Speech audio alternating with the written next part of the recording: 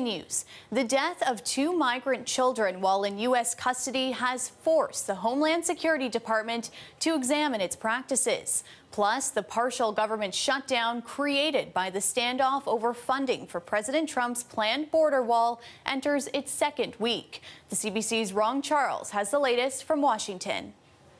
U.S. Homeland Security Department Secretary Kirstjen Nielsen spent the last 2 days touring immigration facilities on the U.S.-Mexico border to observe how migrants undergo medical screening when they arrive. This amid an outcry over the death of a 2nd migrant child on Christmas Eve.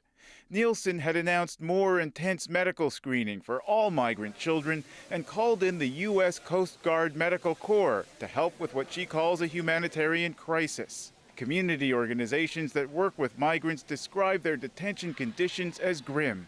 They have been packed to the gills. They are rationing sleep because there's not enough room for people to sleep. There's not adequate food. It was bound to happen that people are going to get sick. Donald Trump blames the situation on congressional Democrats for refusing to support his immigration reforms that would make it tougher for migrants to claim asylum at the border.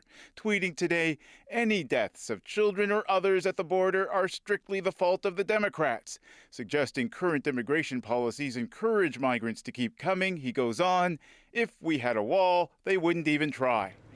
Trump's demand for funding for that long-promised wall has led to a stalemate with Congress and a partial government shutdown entering its 8th day today, worrying almost 800,000 unpaid federal workers. I have 2 mortgages to pay, and so I haven't even looked at how my checking account is going to balance out. Congress isn't expected to start seriously dealing with the border wall funding impasse again until Wednesday at the earliest, when the Democrats take over the House of Representatives.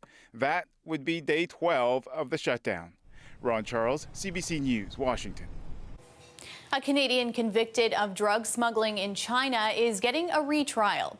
But Robert Schellenberg may now face an even tougher sentence, and his case could further strain relations between Beijing and Ottawa. Adrian Chung is on this story. It's not the appeal Robert Schellenberg would have been hoping for. Schellenberg was given a 15-year prison sentence in China last month after being convicted of smuggling drugs into the country. They see illegal drug usage as a very serious crime, not just importing, but even drug usage. His appeal failed, as the Chinese court called the original sentence light, and that his punishment should now be harsher. Canada's Global Affairs said in a statement that it's been following this case for several years and has been providing consular assistance.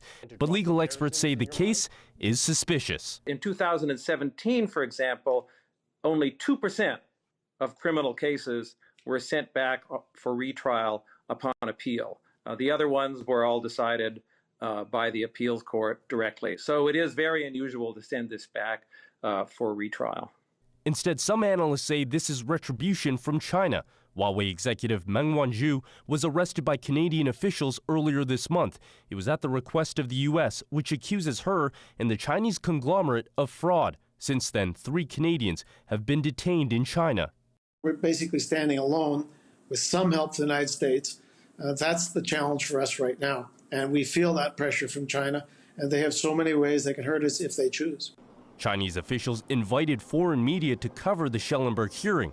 I think the most interesting thing about this case right off the bat is that we're hearing about it at all. In 3 years of reporting in China, Rahala says as a journalist, she rarely got close to courthouses. It's hard to know because the system is so opaque, but it is definitely unusual for the Chinese government to invite foreign reporters to witness a trial. The analysts we spoke to all agreed that a reliance on the U.S. is no guarantee of a way out of this fight with China, as the Canadian government finds itself between 2 superpowers. Adrian Chung, CBC News, Toronto. After major backlash to French services cuts in Ontario, Doug Ford's office has named a new advisor on Francophone affairs. The province announced the new position last month, and today, Marilisa Gosselin has been named to the job. She's a former Progressive Conservative candidate. She ran in the 2011 election in Glengarry Prescott Russell. That's now MPP Amanda Simard's riding. Simard left the party after Ford started slashing French services last month. It could be an emotional night for John Tavares. The Leafs center is getting set to face his former team for the first time since signing with Toronto last summer. Our Greg Ross is live at Scotiabank Arena. Greg, Tavares and the Leafs will host the New York Islanders tonight. That's right, Talia. The Islanders are the team that drafted Tavares first overall in the 2009 NHL entry draft. He spent the first 9 seasons of his career with that team. He amassed more than 600 points as a member of the Islanders. He was the captain of the team for his last 5 seasons there. Simply put, he really was the face of the Islanders. So you can imagine there were a lot of disappointed Islander fans when he decided to sign with his hometown Maple Leafs in the offseason. This morning, Tavares talked about just how strange it's going to be to have to face the Islanders now as a member of the Leafs. Obviously, spent a lot of time there. Had a great 9 years, obviously. Made a tremendous impact on me as a player and as a person. So there's a lot of positive memories, a lot of good people, a lot of friendships that I have. Proud guy, was there a long time, was their captain, was drafted there. Enjoyed his time there immensely, had a gut-wrenching decision to make. You know, he'd be cheering for the Islanders every night except when they're playing us. The more time, obviously, you play and spend somewhere, I think the more comfortable you get and the more normal it becomes. So certainly, definitely feel very much a part of things here as a Maple Leaf. Now, as strange as this may be for Tavares tonight, he admitted today that it's going to be maybe a lot more emotional when the Leafs travel to New York to play the Islanders in February. There's no telling what kind of reception he's going to get from fans, but of course, if it's an emotional one from fans there, it'll be emotional for him too. And speaking of being welcomed home, a former Leaf returns back to Toronto tonight. We're talking about Leo Komarov, who signed with the Islanders in the offseason. He left behind some good friendships in that Leafs dressing room, including with Nazem Kadri, who was not only his line mate, but was also his roommate. You know, our rookie years rooming together, and he used to attempt to read me bedtime stories, and I was a grown man at this point, so keep that in mind. And it was just he's a character, and always be a good friend of mine. So it'll be interesting to see how the Leafs welcome him back, and their fans, of course. And speaking of Tavares, he's coming in on a bit of a hot streak. He now has 10 points in his last 5 games with 6 goals and 4 assists. He had a couple of goals last night in Columbus, and if he can continue that hot streak tonight, he's currently sitting on 298 goals for his career. If he could score another pair of goals tonight against his former club, what a special night that would be, him reaching that milestone of 300 career goals, Talia. Wow, it should be an exciting game. Thanks for that, Greg. Amanda Weldon is here now for a first look at our forecast. Amanda, I don't even know how to follow a 12-degree Friday. Today was just a disappointment after that. I know, right? Just a little blip in the system, a little anomaly in December. Well, I will tell you this, Talia, though it is -5, I know that Toronto Maple Leafs aren't going to be leaving Tavares in the cold at all. I know fans will be giving him a big hug because I know it's going to be a tough night for him. Feels like -9, though, for everyone else. Sunday afternoon, 2 degrees, and it's going to be feeling like -3. You know what, Talia? I know you got that double-digit day, but we were right around seasonal, so we have nothing to complain about. However, you may be complaining on New Year's Eve, and I'm going to talk about that a little bit more when we come back. But high pressure in place, and what you do see is that leading edge of a warm front, a clipper that's going to become part of our weather story later in the week. It's going to bring a lot of snow for the north, but as for the south, southwesterly flow in place, not a lot going on. Here's our radar return. As you can tell, it's a bit of a yawn, so we take you into the future radar, where with that southerly flow, southwesterly flow, you may be getting into even some flurries for the day. They could reestablish throughout the overnight tonight too, but no accumulating snow at all. We'll be a bit gustier around the lakes, but again, still pretty calm, and it's not until the next one to come, that clipper, and then mixing in with some Gulf moisture as well. So our temperature forecast sitting pretty stable right now. Again, it feels so much cooler in the overnight as soon as that sun goes down. But what I want to say is we're going to be talking about this next together, Talia. Okay, I look forward to that. Thanks, Amanda. No problem. A Manitoba woman has a big responsibility on her shoulders as one of the few people who still speaks the Dakota language. She's often answering phone calls to help people in her community with translations. As CBC's Riley Laychuk reports, she's now challenging the next generation to keep the language alive. Hi, Wrigley. The language was nearly lost in residential schools, but now it's been found again and is thriving, thanks in large part to Doris Pratt. So the people have not only lost their language, they've also lost their culture. At 83 years old, her phone still rings every day. People looking for a translation from the Dakota language to English. I'll check it out, and if there isn't a word, that means then I have to find a word and make a new word. An elder on the Sioux Valley Dakota Nation in western Manitoba, she not only creates new words, but is also a steward for preserving the traditional language and dialects specific to Manitoba and Canada. Today, the language is taught in the community schools. Many of the buildings and signs also have Dakota language translations below English. But it wasn't always this way. It was 1972, and Pratt was looking for resources on the Dakota language specific to Canada while studying at Brandon University. The language in the States, the ones that they were using that was coming to us, was a little different. I felt nothing was done for Dakota language that I knew of in Canada. She wrote her first Dakota language dictionary, a small book with just the basics, proper nouns, days of the week, and atoms. I was proud of it. Beautiful little book, you know, but beautiful. To me, it was beautiful, but it was really actually an ugly little book. She persevered, writing several dictionaries and other resources over the years, and has even spent time translating Truth and Reconciliation and census documents for the federal government. Now in a wheelchair, Pratt's eyesight is also going. She believes her work is now largely done and says it's now time for someone else to take over, potentially the teacher she works with, but not without some advice and a reminder on the front of her dictionary. It says, Dakotiab ehedakub. That means your language. Take it back. Riley Lachuk, CBC News, Sioux Valley, Dakota Nation. Perfect. Yeah. Now from that position, drive the elbows towards your toes and keep your shoulders away from your ears. Good. It's really hard. Yeah. So that. Pretty impressive. Well, when it comes to working out, do you hit the gym or open an app? Coming up after the break, we look into which method is most effective, just in time for New Year's resolutions. Stay with us.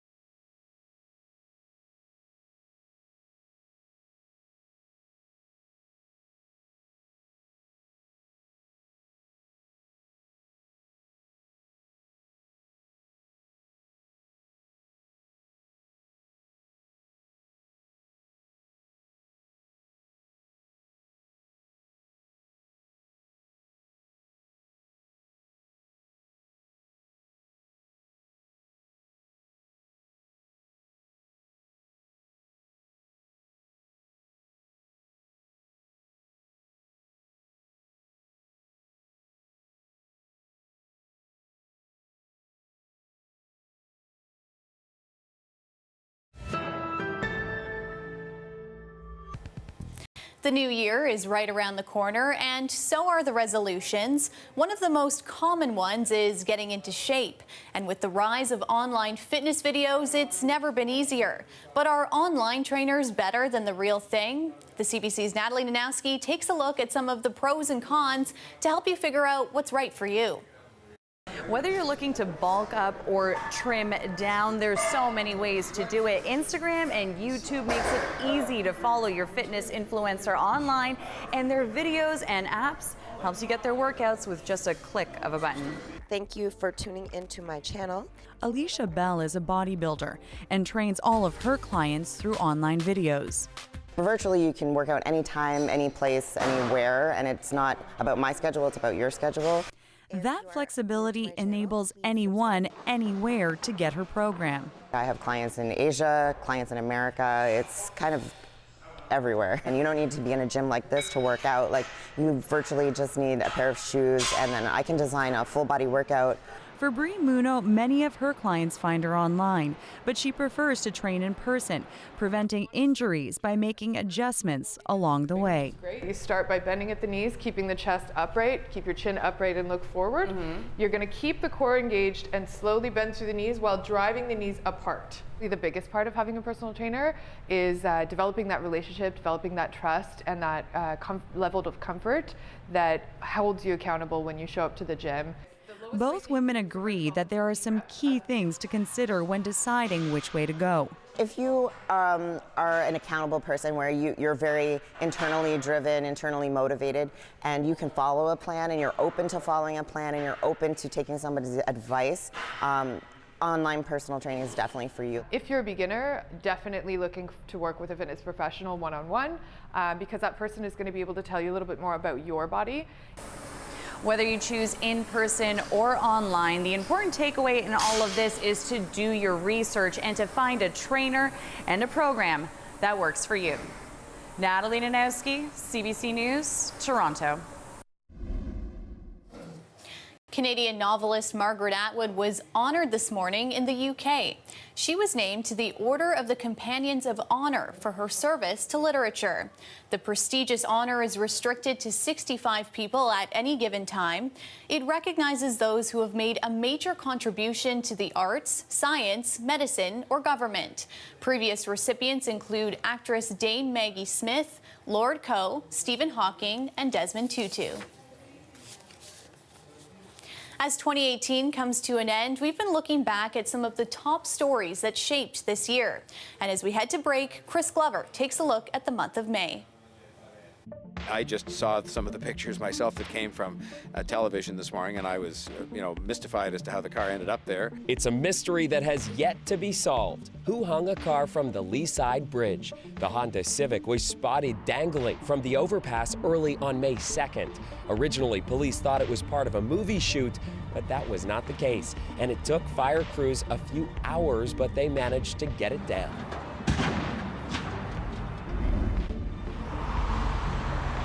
More wicked weather made its mark in May. High winds toppled trees and power lines during a powerful storm at the beginning of the month, leaving more than 100,000 people in the Golden Horseshoe without power at one point. 2 deaths were blamed on the storm. An explosion rocking a Mississauga restaurant in May.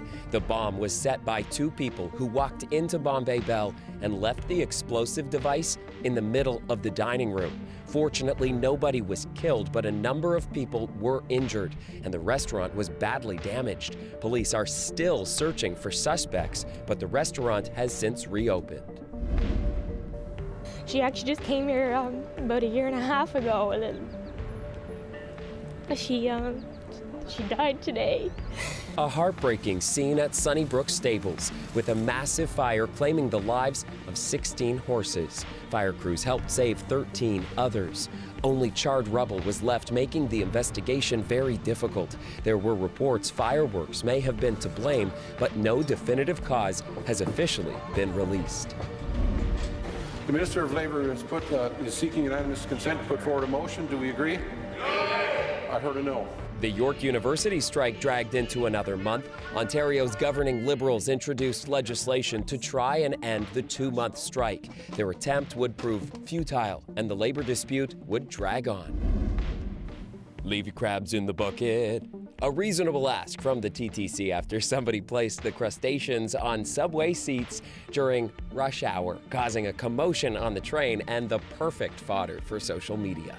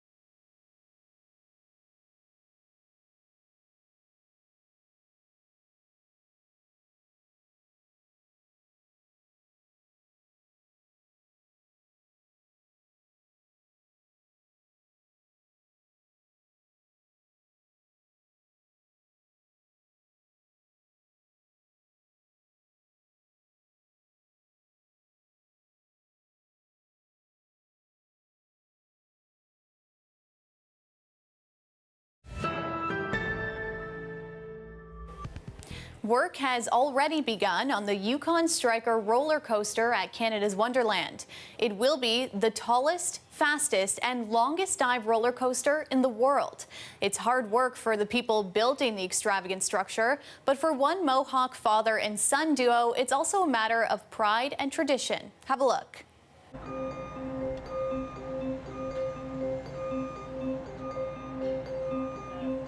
Sketchiest part, I guess, is when we did the big drop part and it was a little bit windy when we were putting up the steel. That was the sketchiest kind of part. But other than that, as long as you got a level head and you keep calm, it's not too scary.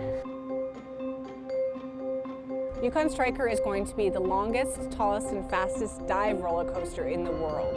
It has a 90-degree drop, 75 meters high, and that's going to drop you straight underground into a tunnel that goes under Vortex Lake, and you're going to be going from 0 to 130 kilometers an hour.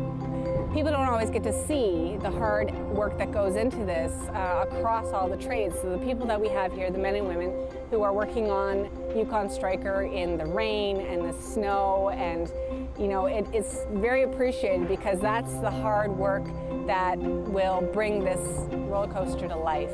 Oh, it's nice to have your name on it and be able to look back and say, yeah, I did that. And even the whole community be able to say, yeah, I know people at home, they're proud of me too. They say, oh yeah, Kyle, he's up there working on the roller coaster, and they're all really proud of me too.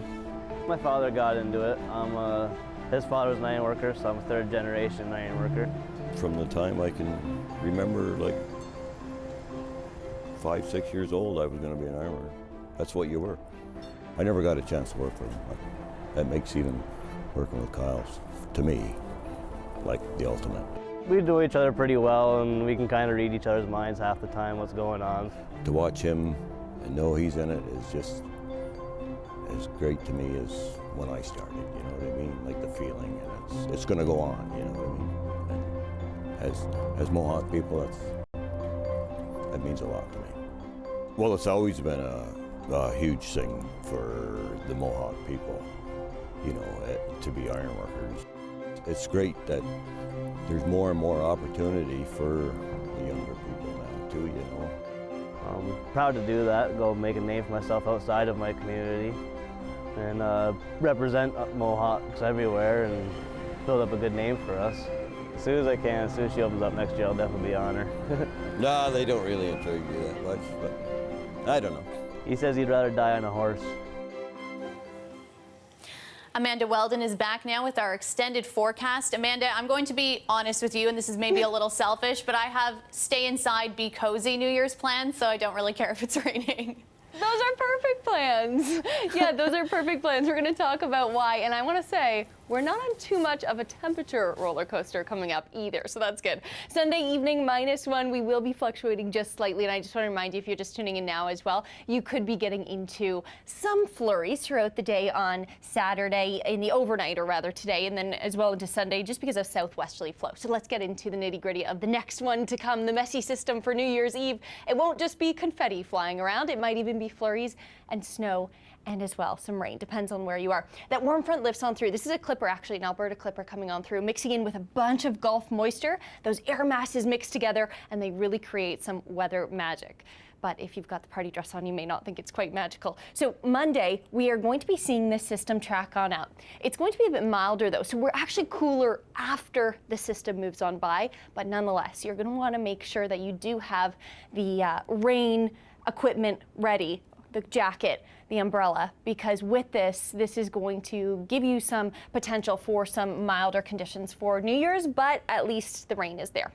Thankfully, we're seeing that Arctic air holding in Manitoba, which means we're actually going to be warming into 2019. So a quick look at what our 7-day forecast looks like Monday. So there's overnight hours from New Year's into New Year's Day, and then just a slight dip when that system departs. So a quick look at a couple of areas around, but whatever you're up to, we hope that you're staying safe on your New Year's, and just make sure that you are prepared, and then nothing can go wrong. Back to you, Talia. Thanks for that, Amanda. I'll be wearing my party pajamas. Ooh, I love it. And that's our show for you tonight. Thanks for watching. I'll see you back here tomorrow night at 11. Good night.